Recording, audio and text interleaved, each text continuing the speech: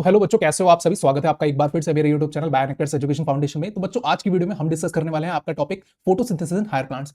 काफी टाइम से हम अपनी वीडियो को कंटिन्यू नहीं कर पा रहे थे, जस्ट बिकॉज ऑफ की फैमिली में कुछ मेडिकल इमरजेंसी थी, जिसकी वजह से हम कंटिन्यू वीडियो नहीं बना पा रहे थे। और अब जबकि आपका नीट का एग्जाम फाइनली रिलीज हो चुका है, पता लग चुका है कि हमको कि आपका नीट एग्जाम कब है, तो फाइनली जो 3 मई को आपका एग्जाम है नीट का, तो उसके फॉर्म फिल होना बच्चों स्टार्ट हो गए। फटाफट जाइए, अपना फॉर्म फिल करिए और फटाफट से बायोनेक्टर के साथ बने रहिए और अपनी नीट की प्रिपरेशन को बायोनेक्टर के साथ करते रहिए और बायोलॉजी को इजी बनाते रहिए। तो चलिए बढ़ते हैं अपने नेक्स्ट टॉपिक की तरफ, जो हमने आज चुना है, जिसका नाम है फोटोसिंथेसिस इन हायर प्लांट्स। ये आपका प्लांट फिजियोलॉजी का 11th क्लास का चैप्टर है। बेसिकली इसमें हम शुरुआत से जानेंगे, जैसा कि हम हमेशा करते हैं कि एकदम बेसिक से स्टार्ट करते हैं और अपना एक लेवल तक मेंटेन करके रखते हैं कि किस तरीके से सीक्वेंशियल स्टडी करी जाती है। तो चलिए स्टार्ट करते हैं बिना किसी देरी के, फटाफट से बढ़ते हैं अपने टॉपिक की तरफ। तो जब हम बात करते हैं फोटोसिंथेसिस की, तो फोटोसिंथेसिस के बारे में हम 9th क्लास से पढ़ते हुए आ रहे हैं कि फोटोसिंथेसिस क्या होता है कि in the presence of sunlight the food is prepared by the plant. तो इतनी बातें हम 9th क्लास, 10th क्लास या फिर 8th क्लास में भी हम जानते होते हैं। अब 10th क्लास में जब हम आते हैं या फिर हम 11th क्लास में आते हैं, तो उस फोटोसिंथेसिस को हमें एक नेक्स्ट लेवल पे स्टडी करना पड़ता है। नेक्स्ट लेवल से स्टडी करने का मतलब क्या है कि हमें फोटोसिंथेसिस के बारे में थोड़ा और डिटेल से जानना है कि उसमें कौन कौन सी रिएक्शन होती हैं, उन रिएक्शंस के अंदर क्या क्या होता है, फोटोसिंथेसिस के अंदर कौन सी रिएक्शंस होती है और उन रिएक्शंस का क्या मीनिंग होता है, वो कब होती हैं, वो कहां होती है, in the presence of sunlight होती है या in the absence of sunlight होती है, उसके बारे में हमें थोड़ा डिटेल में जानना होता है 11th क्लास के अंदर। तो चलिए बढ़ते हैं, हम हमेशा बेसिक से स्टार्ट करते हैं। सभी को पता होता है कि प्लांट सेल होती है, प्लांट्स के अंदर क्या होती है, प्लांट सेल। जब हम प्लांट सेल की बात करते हैं, प्लांट सेल कैसी सेल है, आपकी यूकैरियोटिक सेल है, यूकैरियोटिक सेल। ठीक है, इतनी बात सभी को पता है। प्लांट सेल के अंदर होता है आपका क्लोरोप्लास्ट, क्लोरोप्लास्ट। अब सभी ने इस क्लोरोप्लास्ट के स्ट्रक्चर को पढ़ा होगा। आपने जब सेल वाली यूनिट जब मैंने पढ़ाई थी आपको, तो उसमें मैंने आपको डिफरेंट डिफरेंट ऑर्गेनेलीज पढ़ाए थे। तो उसमें मैंने आपको एक माइटोकॉन्ड्रिया पढ़ाया था बच्चों, माइटोकॉन्ड्रिया। उसके बाद मैंने आपको पढ़ाया था क्लोरोप्लास्ट। तो क्लोरोप्लास्ट को आज हम डिस्कस करने वाले हैं डिटेल में, और हम बात करेंगे फोटोसिंथेसिस की, फोटोसिंथेसिस की कि ये एक्चुअल में होता कहां है, इसकी साइट क्या है। देखो, जब हम क्लोरोप्लास्ट की बात करते हैं, तो क्लोरोप्लास्ट के अंदर क्या होते हैं, क्लोरोप्लास्ट कैसा है, एक आपका डबल मेम्ब्रेनस स्ट्रक्चर है। ये डबल मेम्ब्रेनस स्ट्रक्चर का मतलब है उसकी एक इनर लेयर है और उसकी एक आउटर लेयर है। इतनी बात सभी को क्लियर है। माइटोकॉन्ड्रिया की जब हम बात करते हैं या फिर क्लोरोप्लास्ट की, दोनों के दोनों आपके कैसे हैं, आपके डबल मेम्ब्रेनस स्ट्रक्चर है। उसके बाद माइटोकॉन्ड्रिया या फिर हम थाइलाकॉइड की बात करें, माइटोकॉन्ड्रिया या फिर हम क्लोरोप्लास्ट की बात करें, तो दोनों के अंदर ही एनर्जी जनरेशन होता है। दूसरी बात, तीसरी बात, ये दोनों के दोनों ही अपना जेनेटिक मटेरियल कंटेन करते हैं, ओन मतलब उनका खुद का, सेल का तो होगा ही, लेकिन माइटोकॉन्ड्रिया और क्लोरोप्लास्ट दोनों के पास अपना जेनेटिक मटेरियल होता है। ठीक है, अब चौथी बात, अब क्लोरोप्लास्ट क्या है, basically only present in the plant cell. Plant cell के पास ही केवल आपका क्लोरोप्लास्ट होता है, क्लोरोप्लास्ट। क्लोरोप्लास्ट को अगर हम डिटेल में डिस्कस करें, उसके पास इनर मेम्ब्रेन है, आउटर मेम्ब्रेन है, डबल मेम्ब्रेन स्ट्रक्चर है। उसके अंदर प्रेजेंट होता है स्ट्रोमा, स्ट्रोमा होता है। उसके बाद उसके अंदर होती है थाइलाकॉइड मेम्ब्रेन। अब जो थाइलाकॉइड मेम्ब्रेन होती है ना, ये जो इसकी इनर लेयर होती है, इसी की इनफोल्डिंग से ही, इनफोल्डिंग्स का मतलब कि ये आपस में ही फोल्ड होते होते फाइनली आपके स्ट्रक्चर बनाती है कुछ इस तरीके से। These are the stack like structure, मतलब एक दूसरे के ऊपर स्टैक है। किसके स्टैक है, फॉर एग्जांपल जब आप कोई सिक्का लोगे, उसको एक के ऊपर एक इस तरीके से रखते जाओगे, तो वो एक तरीके से एक स्टैक बना लेगा। स्टैक का कहने का मतलब एक तरीके से एक वर्टिकल गुच्छा टाइप का वो क्रिएट कर लेगा, जैसा कि आपको इसमें ग्रैनम दिख रहा है। ठीक है, तो इसे कहा जाता है बेसिकली ग्रैनम, और एक सिंगल को कहा जाता है ग्रैना, ग्रैनम। ठीक है, तो ये बात आपको ध्यान रखनी है। जो ग्रैना की बात कर रहे हैं, ग्रैनम की बात कर रहे हैं, ये कुछ नहीं है, basically these are the infoldings of the thylakoid membrane. तो ये बात आपको ध्यान रखनी है। तो जो एक ग्रैनम होता है, वो दूसरे ग्रैनम से किस तरीके से कनेक्टेड होता है, by the stroma lamellae. Stroma lamellae से कहने का मतलब क्या है कि मतलब lamellae it's a kind of a bridge between the two granum and it is situated in the stroma. ठीक है, तो इसका मतलब है स्ट्रोमा लैमेली। तो ये बात आपको ध्यान रखनी है। अब इस ग्रैनम का जब हम डिटेल में स्ट्रक्चर देखते हैं, ये आपका डिटेल स्ट्रक्चर है, तो उसमें ग्रैना के बारे में कुछ इस तरीके से बताया गया है कि जो इनफोल्डिंग्स होती हैं, वो आप लोगों ने देखा जब हम उसे क्रॉस सेक्शनली कट करते हैं। फॉर एग्जांपल जैसे ये एक थाइलाकॉइड मेम्ब्रेन का राउंड स्ट्रक्चर है, उसे हमने बीच में से यहां से कट करा, फिर उसके लॉन्गिट्यूडनली कट करने के बाद फाइनली उसके अंदर का हमें स्ट्रक्चर दिखा कुछ इस तरीके से, जैसा कि आपको फिगर के अंदर भी दिख रहा है। तो उसके अंदर थाइलाकॉइड मेम्ब्रेन के अंदर क्या होता है, थाइलाकॉइड ल्यूमन होता है। ठीक है, ये मेम्ब्रेन है। मेम्ब्रेन के बाद फाइनली जो यहां से आउट हो रहा है, इसको हम कहते हैं बेटा लैमली, स्ट्रोमा लैमली बेसिकली। ठीक है, तो ये थाइलाकॉइड के नियर बाय है, तो इसलिए इसका नाम है स्ट्रोमल थाइलाकॉइड। आगे जाकर के जब ये कनेक्टेड करने का एक कंप्लीट ब्रिज बनता है, तो उसको हम कह देते हैं स्ट्रोमा लैमली। तो इस बारे में बिल्कुल कंफ्यूज नहीं होना है। ये डिफरेंट डिफरेंट स्टैक है, उसके डिफरेंट डिफरेंट पोजीशनों के नाम दे रखे हैं कि बीच में जो ये जैसे ये जो एक स्टैक है, ये दूसरे स्टैक से कनेक्टेड है बाय द, ये जो बीच में स्पेस है, खाली स्पेस नहीं है, इनकी जो जगह है, इसको कहा गया है आपका पार्टीशन। फिर उसके बाद जो साइड बाय साइड जो रीजन होता है थाइलाकॉइड मेम्ब्रेन में, उसको कहा गया है बेटा मार्जिन। तो ये बात आपको ध्यान रखनी है। तो ये था आपका क्लोरोप्लास्ट के बारे में। अब क्लोरोप्लास्ट के अंदर फोटोसिंथेसिस होता कहां है? अब फोटोसिंथेसिस, जो कि हमारा चैप्टर का भी नेम है कि फोटोसिंथेसिस इन हायर प्लांट्स, हमने बेसिक से स्टार्ट करा, हमने प्लांट सेल के बारे में जाना, हमने प्लांट सेल के अंदर प्रेजेंट होने वाले ऑर्गेनेल्स के बारे में जाना, जैसे कि माइटोकॉन्ड्रिया एंड क्लोरोप्लास्ट। इनके बारे में हमने ये बात जानी कि दोनों के पास अपना ही ओन जेनेटिक मटेरियल होता है, दोनों ही आपके एनर्जी जनरेट करते हैं, और क्लोरोप्लास्ट जो होता है वो आपका प्रेजेंट होता है केवल प्लांट सेल के अंदर। एनिमल सेल के अंदर क्लोरोप्लास्ट नहीं होता है, और प्लांट सेल के अंदर क्लोरोप्लास्ट प्लस माइटोकॉन्ड्रिया दोनों ही अवेलेबल होते हैं। तो ये बात आपको बिल्कुल ध्यान रखनी है, ठीक है। अब क्लोरोप्लास्ट के अंदर होता है आपका एक प्रोसेस जो कि हमारे चैप्टर का भी नाम है, जिसका नाम है फोटोसिंथेसिस इन हायर प्लांट। अब ये जो फोटोसिंथेसिस है ये होता कहां है? फोटोसिंथेसिस ये होता है आपके दो रिएक्शंस में डिवाइड होता है। जब हम फोटोसिंथेसिस की बात करते हैं बेसिकली ये होता है आपके थाइलाकॉइड में, ठीक है, ये बात आपको ध्यान रखनी है। इसके अंदर दो रिएक्शंस आती हैं, अभी हम दोनों रिएक्शंस को डिस्कस करेंगे। इतना तो हमें पता लग गया कि प्लांट लीव्स में होता है, क्लोरोप्लास्ट के अंदर होता है फोटोसिंथेसिस। अब फोटोसिंथेसिस के अंदर तो दो रिएक्शंस होती हैं, एक होती है आपकी लाइट रिएक्शन और एक होती है बच्चों आपकी dark reaction. Dark reaction,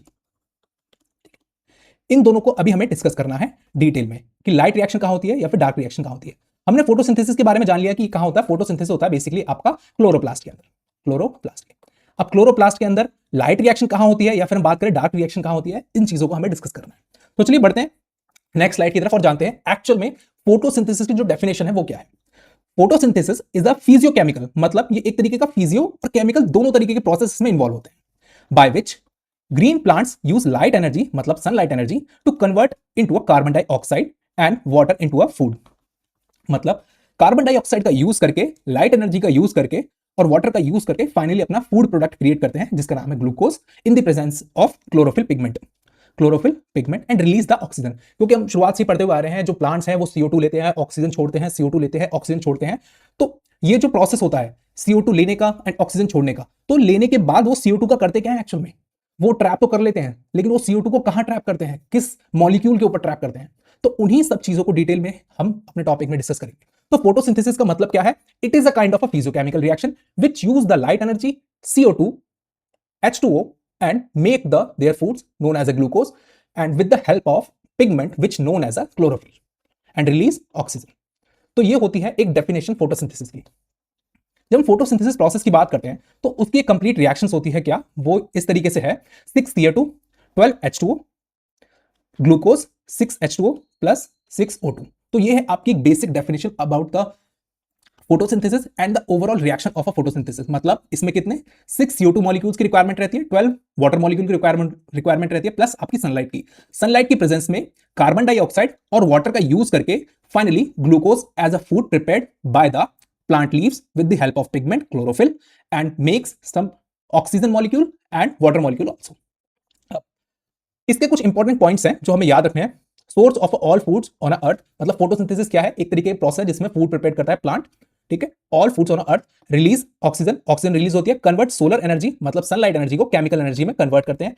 basis of a life on earth, basis of a life on earth मतलब आपने देखा होगा कि प्लांट सबसे ज्यादा प्रेजेंट है अर्थ के ऊपर, ह्यूमन से भी ज्यादा प्लांट्स है। तो जो प्लांट्स हैं उनके अंदर सबसे ज्यादा क्लोरोफिल होगा, क्लोरोफिल होगा तो उनके अंदर सबसे ज्यादा फोटोसिंथेसिस होगा, और photosynthesis it's a kind of a food synthesising process, major food synthesising process on earth. तो ये बात आपको ध्यान रखनी है बिल्कुल। तो ये थी बेसिक डेफिनेशन और overall chemical reaction about the photosynthesis. Next, जब हम फोटोसिंथेसिस की बात करते हैं बच्चों, तो फोटोसिंथेसिस आपकी दो पार्ट्स में डिवाइड होता है, या फिर हम बात करें दो रिएक्शंस में कंप्लीट होता है। मतलब फोटोसिंथेसिस करने के लिए आपको ये दोनों ही रिएक्शन करवानी होती है, ये दोनों रिएक्शन होंगी तभी आपका एक कंप्लीट फोटोसिंथेसिस होता है। ये बात आपको ध्यान रखनी है। एक होती है आपकी डार्क रिएक्शन, ये आपकी सेकंड रिएक्शन है, और एक होती है आपकी लाइट रिएक्शन, ये आपकी फर्स्ट रिएक्शन है। सो आज की वीडियो में हमारा जो मेन फोकस रहेगा वो रहेगा कंपोनेंट्स, कंपोनेंट्स पे, किसके, लाइट रिएक्शन के कंपोनेंट्स। अभी हम बताते हैं कि लाइट रिएक्शन एक्चुअल में क्या होती है, या फिर हम बात करें डार्क रिएक्शन क्या होती है, इनके बारे में भी अभी हम जानेंगे। लेकिन आज का जो हमारा मेन फोकस रहेगा वो components about the light reaction पे रहेगा।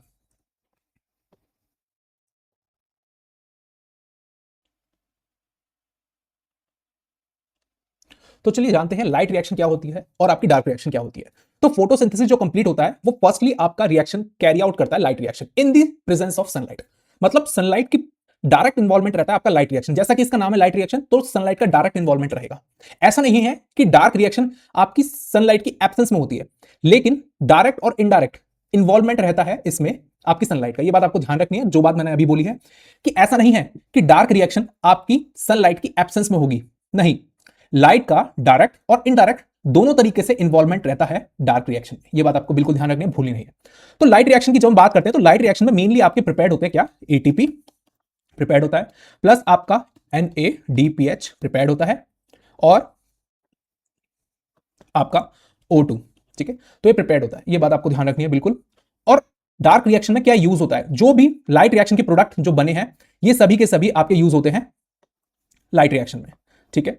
लाइट और डार्क रिएक्शन में यूज होते हैं, जैसे एटीपी का यूज होगा प्लस आपका NADPH का यूज होगा, ये यूज होते हैं, ये यूज किए जाते हैं, ठीक है, ये यूज किए रहेंगे और ये आपके क्रिएट होते हैं। ये बात आपको ध्यान रखनी है, जो लाइट रिएक्शन का प्रोडक्ट होगा वही आगे जाकर के डार्क रिएक्शन में काम आएगा। NADPH प्लस आपका CO2 यूज होता है, क्योंकि CO2 जो लिया है प्लांट ने उसे फिक्स करना पड़ेगा किसी ना किसी कंपोनेंट पे। अब वो कंपोनेंट का नाम क्या है अभी हम आगे चल करके डिस्कस करेंगे बहुत अच्छे से। तो बढ़ते हैं हम कुछ बेसिक डिफरेंसेस की तरफ कि लाइट रिएक्शन और डार्क रिएक्शन में एक्चुअल में होता क्या है। एक कंपैरेटिव स्टडी, एक कंपैरेटिव चार्ट है, टेबल है, जिसको आपको ध्यान रखना है, जिसके जरिए आप जान पाओगे कि लाइट रिएक्शन और डार्क रिएक्शन में क्या क्या डिफरेंसेस होते हैं और एक्चुअल में डार्क रिएक्शन क्या होती है और लाइट रिएक्शन क्या होती है फोटोसिंथेसिस में। तो जब हम बात करते हैं लाइट की जरूरत की, कि मतलब बेसिकली मैंने यहां पर जरूरत ही लिख दिया है जरूरत, तो ध्यान रखना कि in the absence of light या फिर in the presence of light.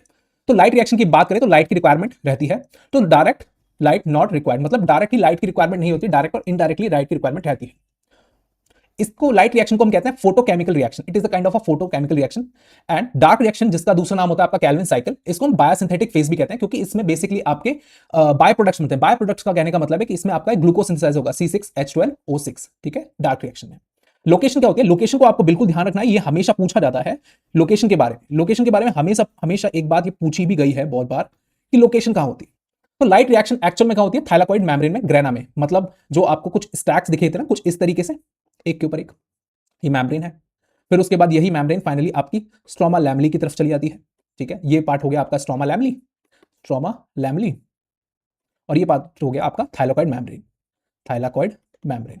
तो थाइलाकॉइड मेम्ब्रेन में होगी आपकी लाइट रिएक्शन, ये बात ध्यान रखनी है, लेकिन स्ट्रोमा लैमली में होगी आपकी फाइनली क्या, डार्क रिएक्शन, जिसे हम कैल्विन रिएक्शन भी कहते हैं। मेन प्रोसेस लाइट एनर्जी को कैप्चर करना, डार्क रिएक्शन में CO2 को फिक्स करना। मैंने अभी आपको बताया पीछे कि इसमें यूज क्या होगा, एटीपी और NADPH का यूज होगा और आपका CO2 को फिक्स करा जाएगा। फिक्स कहां पे करा जाएगा, बेसिकली कुछ कंपोनेंट्स होते हैं उन पर फिक्स करा जाता है, कुछ एंजाइम्स होते हैं, कुछ एंजाइम बाय प्रोडक्ट्स होते हैं, उनके ऊपर फिक्स करा जाएगा। जब हम डार्क रिएक्शन को स्टडी करेंगे डिटेल में तब हम उन्हें डिस्कस करेंगे। पिगमेंट्स की रिक्वायरमेंट रहती है, chlorophyll pigments require, chlorophyll pigments not required. ATP generated, NADPH generated, ये बात बता चुके हैं और ये बहुत ही ज्यादा इंपॉर्टेंट है। O2 रिलीज होगा, O2 रिलीज होगा, ये भी बात बता चुके हैं। एटीपी यूज होता है, यूज कहां होगा और क्रिएट कहां होगा, यूज हमेशा याद रखना है आपको, डार्क रिएक्शन में वो यूज होगा, ठीक है। एटीपी NADPH और O2 रिलीज नहीं होगा, केवल CO2 यूज होता है। यहां पे क्या यूज होगा, CO2 यूज होगा डार्क रिएक्शन में, ये बात याद रखनी है। नेक्स्ट, वाटर स्प्लिट्स होगा, वाटर स्प्लिट्स का मतलब फोटोलिसिस होगा, वाटर का हाइड्रोलिसिस होगा in the presence of sunlight, ये बात याद रखनी है। H2O होता है वो कन्वर्ट होता है आपका ट्वाइस H2O, आपका 4 प्रोटॉन प्लस 4 इलेक्ट्रॉन प्लस आपका ट्वाइस O2, इसमें आपका फाइनली एक क्रिएट होता है, वेट, वाटर टूटता है, ठीक है। इसमें वाटर स्प्लिटिंग नहीं होती है। ATP NADPH and O2 main products हैं इसके आपके लाइट रिएक्शन के, और डार्क रिएक्शन में glucose as a by product create होता है, जैसे कि आपको बायोसिंथेटिक फेजेस से कहा गया कैल्विन साइकिल को, ये मैंने आपको ऊपर बताया। इसमें photo system first and photo system second involve होते हैं। अभी फोटो सिस्टम क्या होते हैं इन्हीं को आज हम जानेंगे। एक्चुअल में लाइट रिएक्शन के जो कुछ कंपोनेंट्स होते हैं ना, इनको आज हम डिस्कस करने वाले हैं मेनली। तो उसमें आपको पता लगेगा कि फोटो सिस्टम क्या होता है, फोटो सिस्टम फर्स्ट क्या होता है, फोटो सिस्टम सेकंड क्या होता है। फोटो सिस्टम इसमें यूज नहीं होता है basically. Temperature effect, light intensity depend, light intensity basically depend रहती है लाइट रिएक्शन में कि किस तरीके से लाइट इंटेंसिटी है, मतलब अगर हाई लाइट इंटेंसिटी है तो फोटो ऑक्सीडेशन होने के चांसेस रहते हैं।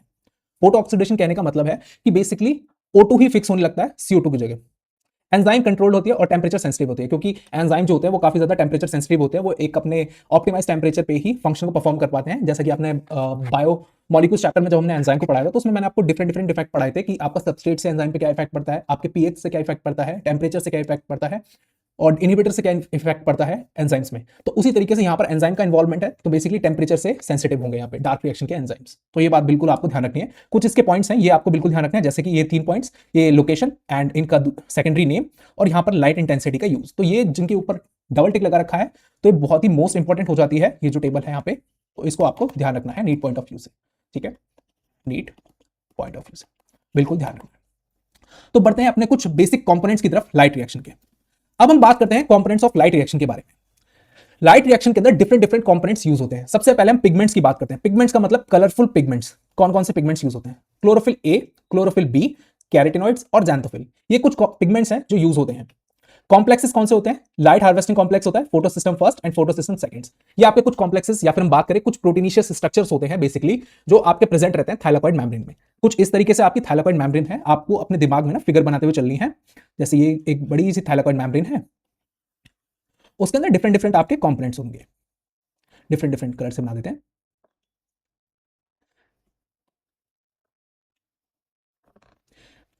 एक ही कंपोनेंट हो गया, और नेक्स्ट चलो इसी कलर से बना देते हैं।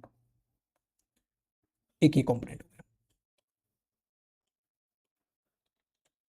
ये हो गया आपका light harvesting complex, LHC, light harvesting complex. ये हो गया आपका फोटो सिस्टम सेकंड, ये हो गया आपका फोटो सिस्टम फर्स्ट, और ये हो गया आपका photo light harvesting complex. Light harvesting complex कुछ नहीं होता। लाइट हार्वेस्टिंग कॉम्प्लेक्स अभी हम आगे चल करके पढ़ेंगे। लाइट हार्वेस्टिंग कॉम्प्लेक्स का मतलब है लाइट को, जैसा इसका नाम है, लाइट को हार्वेस्ट कर रहा है। अब लाइट को हार्वेस्ट करने के लिए क्लोरोफिल पिगमेंट की तो जरूरत पड़ेगी भाई। क्लोरोफिल पिगमेंट के साथ साथ और भी उसके एसेसरी पिगमेंट्स होते हैं, उनकी भी जरूरत पड़ेगी। ठीक है।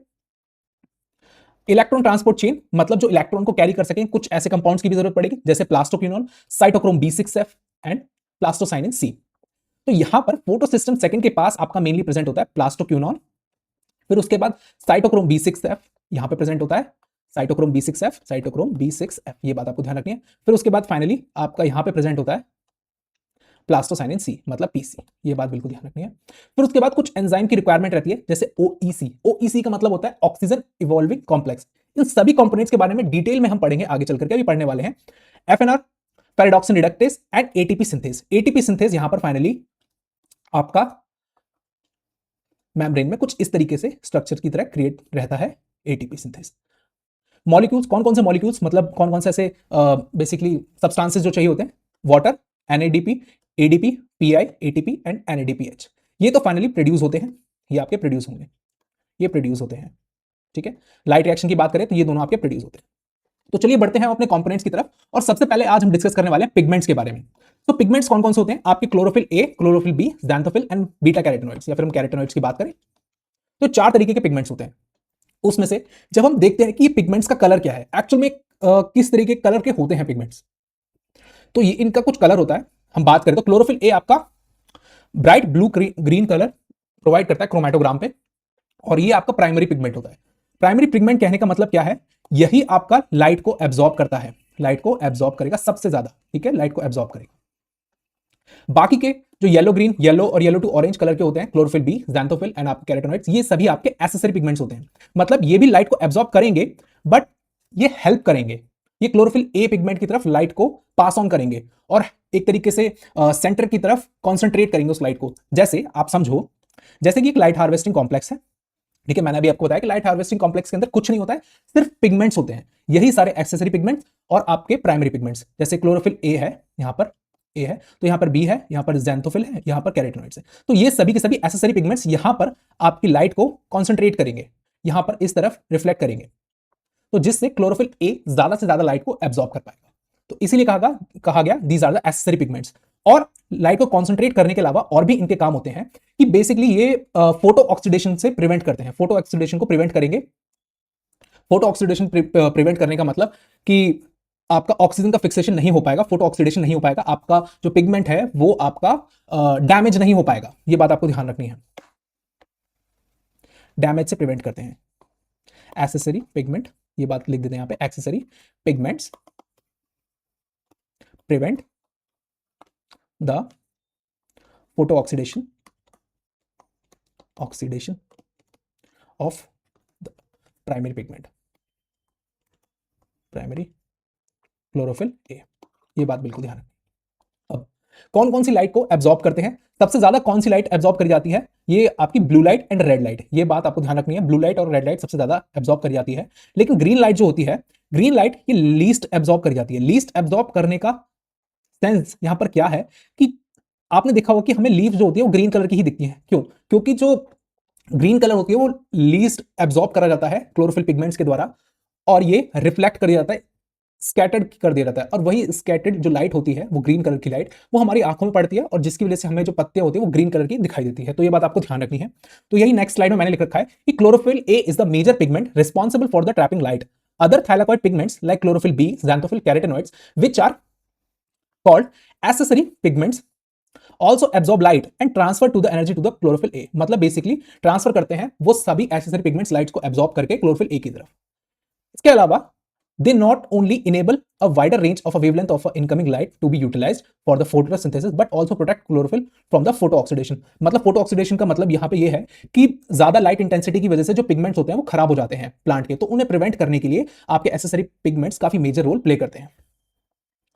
Leaves appear green because chlorophyll absorb blue and red light and most efficiently but reflects green light।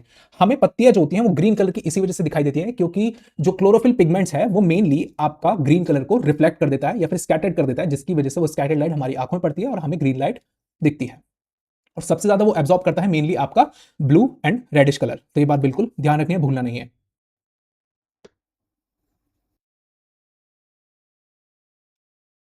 तो बढ़ते हैं अपने नेक्स्ट कंपोनेंट की तरफ। अब है आपका लाइट हार्वेस्टिंग कॉम्प्लेक्स। जैसा कि मैंने आपको बताया, जैसे कि आपको ये फिगर दिख रही है, ये आपकी एक थाइलाकॉइड मेम्ब्रेन है। इसे रेड कलर से ले लेते हैं अच्छे से डिनोट हो सके, ताकि ब्लैक से ले लेते हैं।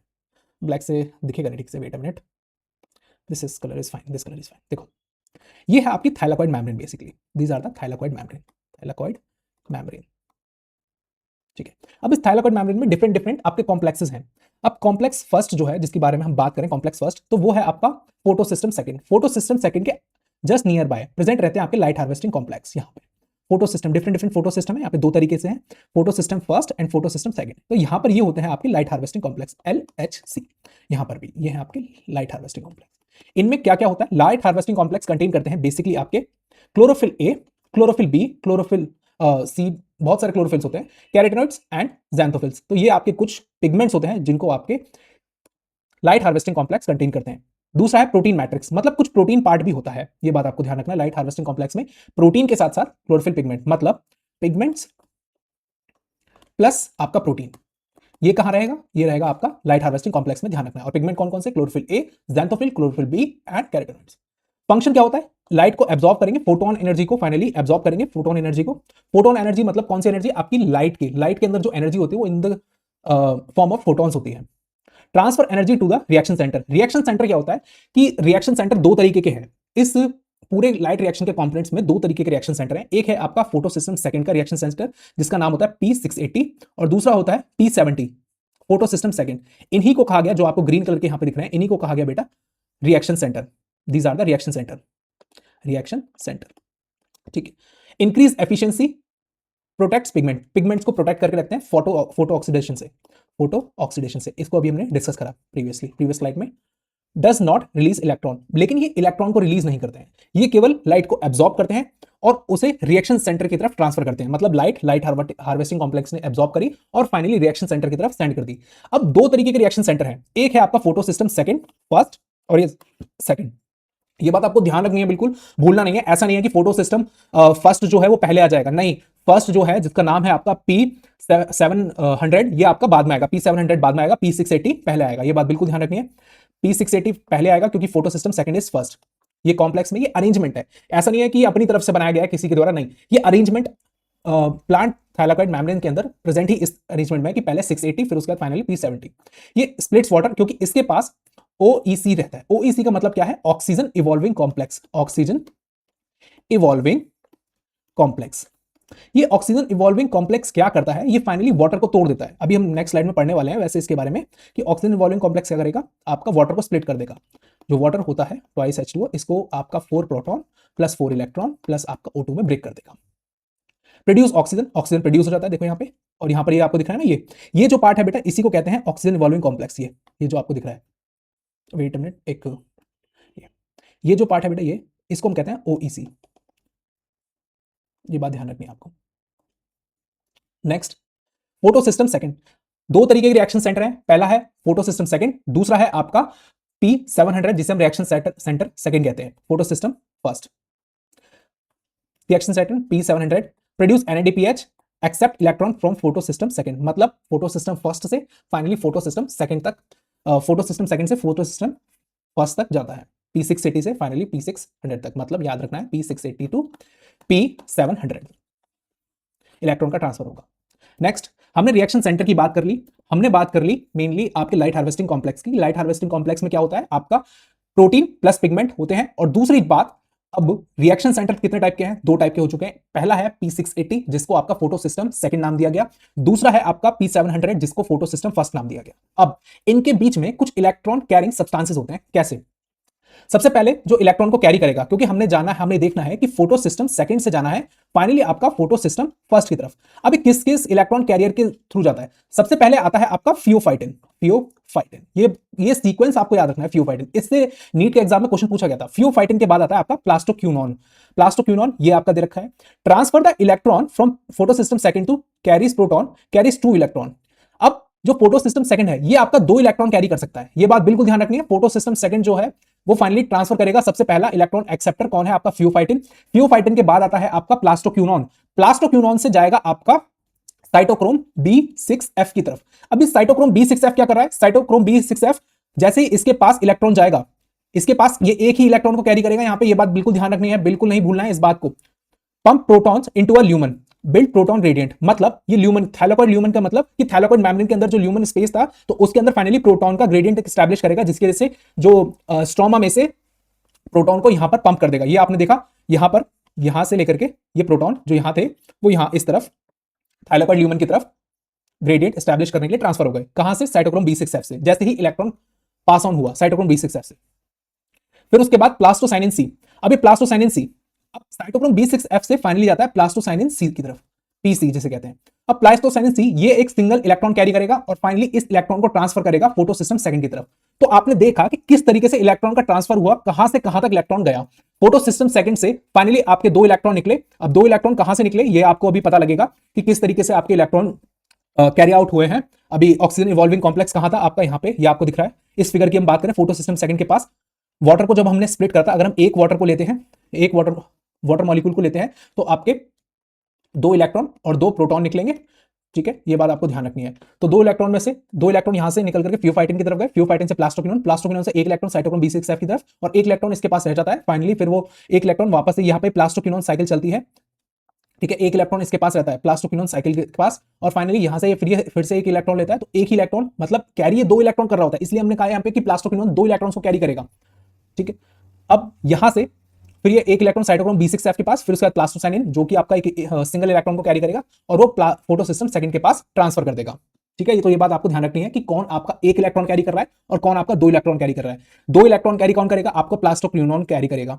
फिर उसमें से फाइनली आपका एक इलेक्ट्रॉन प्लास्टोसाइनिन सी तक जाएगा थ्रू द साइटोक्रोम B6F। जब एक इलेक्ट्रॉन ट्रांसफर होगा साइटोक्रोम B6F से, तब आपके 2 प्रोटॉन, एक इलेक्ट्रॉन जाएगा, एक इलेक्ट्रॉन ट्रांसफर होगा तो आपका 2 प्रोटॉन पंप हो जाते हैं। ये बात ध्यान रखनी है। अगर 2 इलेक्ट्रॉन गए हैं तो आपके 4 प्रोटॉन। तो ये बात आपको बिल्कुल ध्यान रखनी है कि किस तरीके से इलेक्ट्रॉन का फ्लो हो रहा है। इलेक्ट्रॉन के फ्लो को हमें नहीं भूलना है बिल्कुल भी और ध्यान रखते हुए चलना है। ठीक है, अब बढ़ते हैं। अब जरा हम थोड़ा सा ना प्लास्टोक्यूनॉन की साइकिल को देख लेते हैं। जैसे फियोफाइटिन के पास से 2 इलेक्ट्रॉन आए और फाइनली आपके प्लास्टोक्यूनॉन तक आए। अब प्लास्टोक्यूनॉन के बाद यहां पर कहां जा रहा है, साइटोक्रोम B6F। ठीक है, बच्चों को कुछ कंफ्यूजन रहती है इसमें क्या हो रहा है। अब प्लास्टोक्यूनॉन क्या है, ये मेम्ब्रेन है, मेम्ब्रेन याद रखनी है, बीच में मेम्ब्रेन जा रही है। ठीक है, देखो अब यहां पर है स्ट्रोमा और यहां पर है ल्यूमन, थाइलाकॉइड ल्यूमन, यही सेम ले रखा है हमने, यहां ध्यान रखना है इसी की तरह है। अब प्लास्टोक्यूनॉन के पास क्या है, 2 इलेक्ट्रॉन है, 2 इलेक्ट्रॉन है तो यहां से ये प्रोटॉन अपने पास खींचता है और कन्वर्ट हो जाता है आपका PQH2 में। ठीक है, अब यहां पर जब ये कैरी करके लेकर के जाता है साइटोक्रोम B6F के पास, तो B6F कहता है कि भाई मैं केवल एक ही इलेक्ट्रॉन कैरी करूंगा। तो ये आपका प्लास्टोक्यूनॉन एक इलेक्ट्रॉन यहां से इसे दे करके और फाइनली एक इलेक्ट्रॉन के साथ वापस यहां इस तरफ आ जाता है। और यहां पर जो आपका फियोफाइटिन था, फियोफाइटिन यहां पर आपको ऊपर दिख रहा होगा फियोफाइटिन, तो फियोफाइटिन के पास वापस से जाकर के वो एक इलेक्ट्रॉन लेता है और यहां पर वापस उसके 2 इलेक्ट्रॉन हो जाते हैं और 2 इलेक्ट्रॉन के बाद वापस से वो PQH2 बन जाता है, जिसे आपका प्लास्टोक्यूनॉन। और जब वो वापस जा रहा होता है तो वापस से वो अपने प्रोटॉन मतलब 2 प्रोटॉन आपका रिलीज कर देता है, क्योंकि प्लास्टोक्यूनॉन ई था, फिर उसके बाद अपने 2 प्रोटॉन रिलीज करके वापस से वो प्लास्टोक्यूनॉन बन जाता है। एक इलेक्ट्रॉन इसके पास रहता है और एक इलेक्ट्रॉन को वापस से कैरी करता है। इसी तरीके से 2 इलेक्ट्रॉन बन जाते हैं प्लास्टोक्यूनॉन। प्लास्टोक्यूनॉन के बाद फिर प्लास्टोक्यूनॉल बनता है। प्लास्टोक्यूनॉन से फाइनली आपका वापस से जो 2 प्रोटॉन जो स्ट्रोमा से फाइनली ह्यूमन की तरफ ट्रांसफर हो जाते हैं। तो ये बात आपको बिल्कुल ध्यान रखनी है। अब जैसा कि आपको यहां पे दिख भी रहा होगा कि प्लास्टो PQ से PQH2 क्रिएट हो रहा है। ठीक है, तो ये बात बिल्कुल ध्यान रखनी है दिमाग में। अब जब इनके लोकेशन की बात करते हो, प्लास्टोक्विनोन क्या होता है कि ये आपका लाइपोफिलिक होता है, लाइपोफिलिक, ठीक है, ये लाइपोफिलिक होता है और ये आता है बेसिकली आपका ल्यूमिनल साइड पे प्रेजेंट होता है, ल्यूमिनल, और ये इंटरमेम्ब्रेनल प्रेजेंट होता है, ये आपका ल्यूमिनल साइड पे, थाइलाकॉइड ल्यूमन की तरफ। बेसिकली हम बात करें तो ये हाइड्रोफिलिक रहेगा, लाइपोफोबिक रहेगा, प्लास्टोसाइनिन। हमने लाइट हार्वेस्टिंग कॉम्प्लेक्स डिस्कस कर लिया, कंपोनेंट्स की बात कर रहे थे शुरुआत से, लाइट हार्वेस्टिंग कॉम्प्लेक्स को डिस्कस कर लिया, हमने रिएक्शन सेंटर को डिस्कस कर लिया, हमने डिफरेंट डिफरेंट मॉलिक्यूल्स को डिस्कस कर लिया कि जिसकी सीक्वेंस के थ्रू किस तरीके से आपका जो इलेक्ट्रॉन है वो फ्लो हो रहा है, photo system first, photo system second से फोटो सिस्टम फर्स्ट की तरफ, मतलब P680 से फाइनली आपका P700 तक किस तरीके से फ्लो हो रहा है। अब हम इसमें कुछ बात करेंगे एंजाइम की, कुछ मॉलिक्यूल्स की, किस तरीके से आपके अरेंज होते हैं। अब नेक्स्ट कुछ एंजाइम है जैसे ऑक्सीजन इवॉल्विंग कॉम्प्लेक्स या फिर वाटर स्प्लिटिंग एपरेटस, इनके बारे में अभी हम जानते हैं फटाफट से।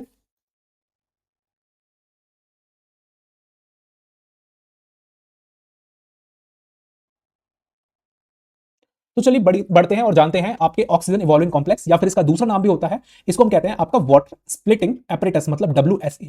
कहीं कहीं बुक्स में आपको WSA लिखा हुआ मिलेगा और कहीं कहीं आपको लिखा हुआ मिलेगा आपका ऑक्सीजन इवॉल्विंग कॉम्प्लेक्स। तो आपको घबराना नहीं है, ये वही है जो आपका फोटो सिस्टम सेकंड के नीचे प्रेजेंट है, जैसा कि आपको यहाँ पे दिख रहा है, oxygen evolving complex, this is called oxygen evolving complex, या फिर हम इसको कहें WSA, वाटर स्प्लिटिंग असेंबली, कुछ भी बोल दें, नाम सेम ही है, वर्क सेम ही है। लोकेशन कहां पे है? ल्यूमिनल साइड पे, luminal side of photo system second, photo system second के जस्ट नीचे, मतलब P680 जो रिएक्शन सेंटर है वहां से जस्ट नीचे। Contain manganese, calcium and chloride, ये तीन आयंस इसके पास रहते हैं। इसका फंक्शन क्या होता है? वाटर को स्प्लिट करेगा, रिलीज करेगा O2 को और प्रोवाइड्स इलेक्ट्रॉन। मतलब कैसे? दो H2 होंगे, 4 प्रोटॉन प्लस 4 इलेक्ट्रॉन प्लस आपका ट्वाइस O2, तो ये आपका रिलीज कर देगा।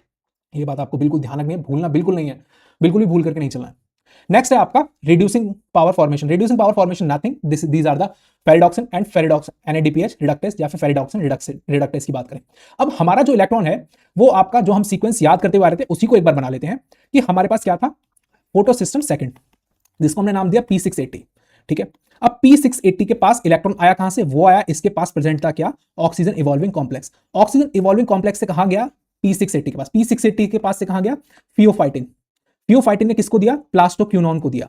प्लास्टोक्विनोन से क्या बना आपका? Plastoquinone H2। ये प्लास्टोक्विनोन H2 कहां गया? आपका साइटोक्रोम B6F की तरफ। B6F के पास एक इलेक्ट्रॉन गया, एक इलेक्ट्रॉन को उसने ट्रांसफर कर दिया प्लास्टोसाइनिन C की तरफ। प्लास्टोसाइनिन C ने एक इलेक्ट्रॉन कैरी कर करके फाइनली आपका कहां गया? फोटो सिस्टम फर्स्ट की तरफ, जिसका नाम था P680।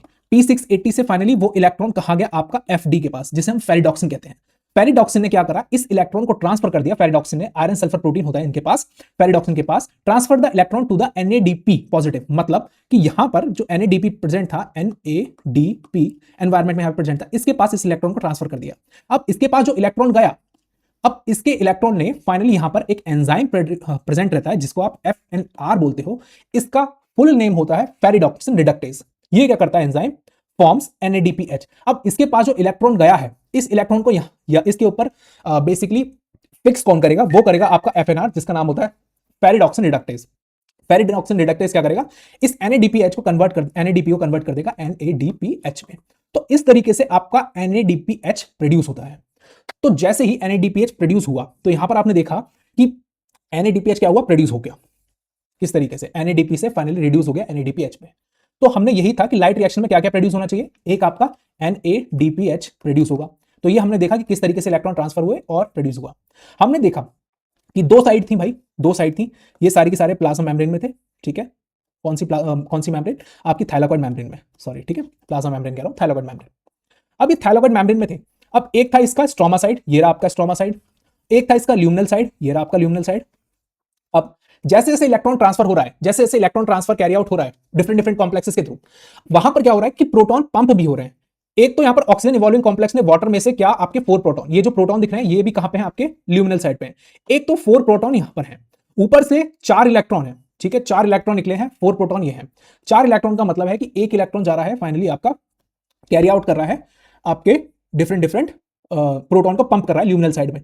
तो यहां पर आपने देखा कि थाइलाकॉइड ल्यूमन में ना कुछ proton pump, basically proton gradient establish हो जाएगा, मतलब यहां पर positive H positive ion create हो जाएंगे। तो H पॉजिटिव आयन यहां पर क्या होंगे?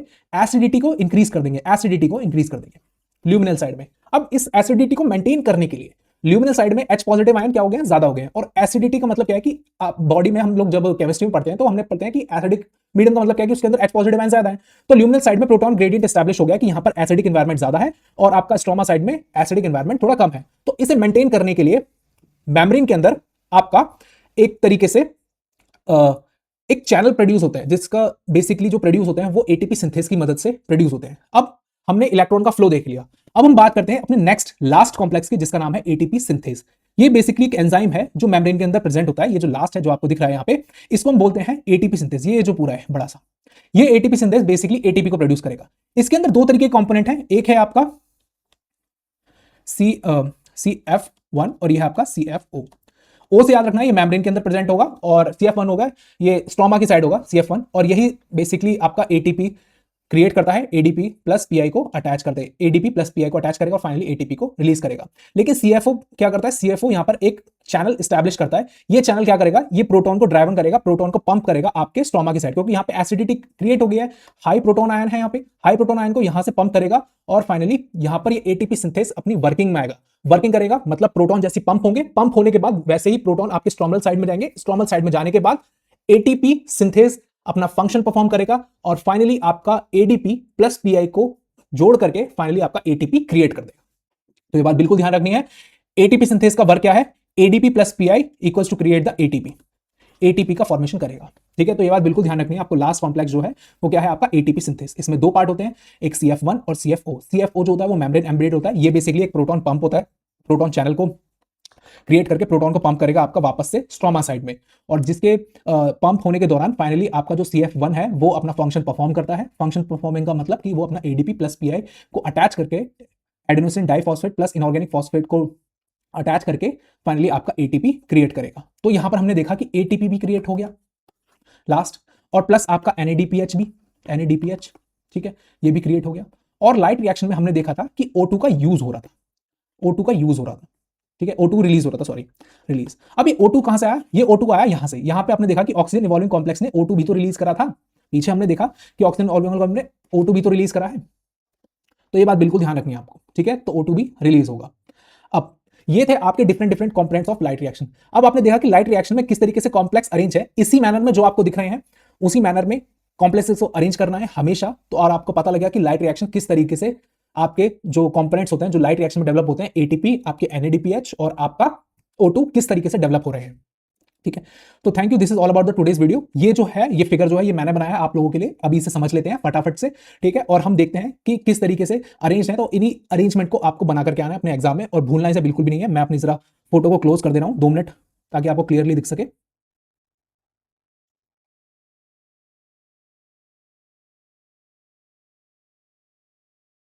देखो, ये है आपका क्लोरोप्लास्ट का स्ट्रोमल साइड, और ये आपके थाइलाकोइड मेम्ब्रेन के ल्यूमन। ये है आपकी थाइलाकोइड मेम्ब्रेन, जो पर्पल कलर से आपको दिख रही है, ये है आपका थाइलाकोइड मेम्ब्रेन। उसके अंदर सबसे पहले होता है आपका रिएक्शन सेंटर सेकंड, P680 के पास होता है आपका ऑक्सीजन इवॉल्विंग कॉम्प्लेक्स। ये ऑक्सीजन इवॉल्विंग कॉम्प्लेक्स फाइनली आपका ट्वाइस H2O को फाइनली आपका ऑक्सीडाइज कर देगा, और फाइनली आपका प्रोटॉन और आपके 4 इलेक्ट्रॉन प्लस आपका O2 क्रिएट कर देगा। O2 यहां से रिलीज हो गया है, O2 हमारा क्रिएट हो गया। इस ऑक्सीजन इवॉल्विंग कॉम्प्लेक्स से जो 2 इलेक्ट्रॉन आए हैं, 2 इलेक्ट्रॉन फाइनली आपका लाइट की प्रेजेंस में इसे रिएक्शन सेंटर को एक्साइट करेंगे।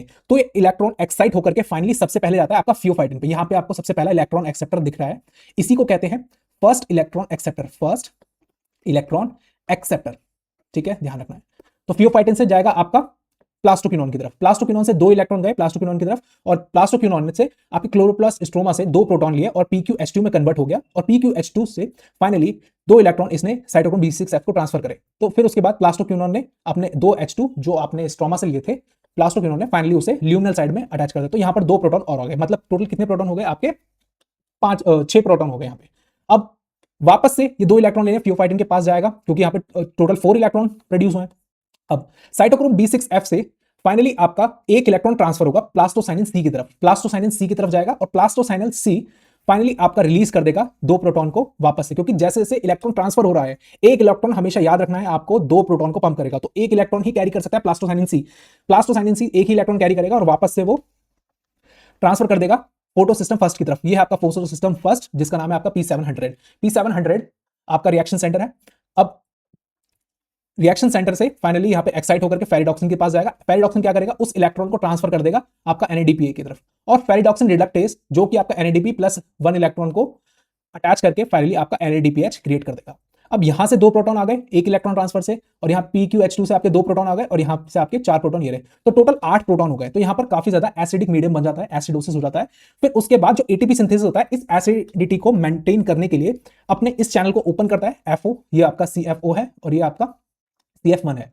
तो यहां से प्रोटॉन फाइनली आपके वापस से स्ट्रोमल साइड की तरफ चले जाते हैं, ये आपको दिख रहा है यहाँ पे स्ट्रोमल साइड की तरफ, और आपका CF1 जो पोर्शन है आपका ATP सिंथेसिस का, वो आपका फंक्शन को परफॉर्म करेगा और आपके ATP प्लस PI को ऐड करके, ADP प्लस PI को ऐड करके आपका ATP को क्रिएट कर देगा। तो किस तरीके से आपने देखा कि किस तरीके से आपका ATP फॉर्म हुआ, किस तरीके से आपका NADPH फॉर्म हुआ, और किस तरीके से आपका इलेक्ट्रॉन जो था वो आपकी किस तरीके से चेन आपको किस तरीके से ट्रांसफर देखा आपने अभी लाइट रिएक्शन में। तो लाइट रिएक्शन के डिफरेंट डिफरेंट कंपोनेंट्स भी क्लियर हो गए यहां से हमें इस वीडियो के अंदर, और हमने देखा कि किस तरीके से इलेक्ट्रॉन ड्राइवन एनर्जी क्रिएट होती है, कि लाइट किस तरीके से एंट्रैप्ट होती है सबसे पहले लाइट हार्वेस्टिंग कॉम्प्लेक्स की तरफ, फिर different different photo systems, with in that different different electron carriers के थ्रू फाइनली आपका एक प्रोटॉन ग्रेडियंट भी एस्टैब्लिश होता है। So this is all about the today's video. So thank you for the watching, and please stay with the Bionactors and subscribe the Bionactors YouTube channel. So मिलते हैं अपने next video में। अब से जो वीडियो रहने वाली है बच्चों वो हमेशा कंटिन्यू रहेंगी, तो मिलते हैं बच्चों नेक्स्ट वीडियो के अंदर।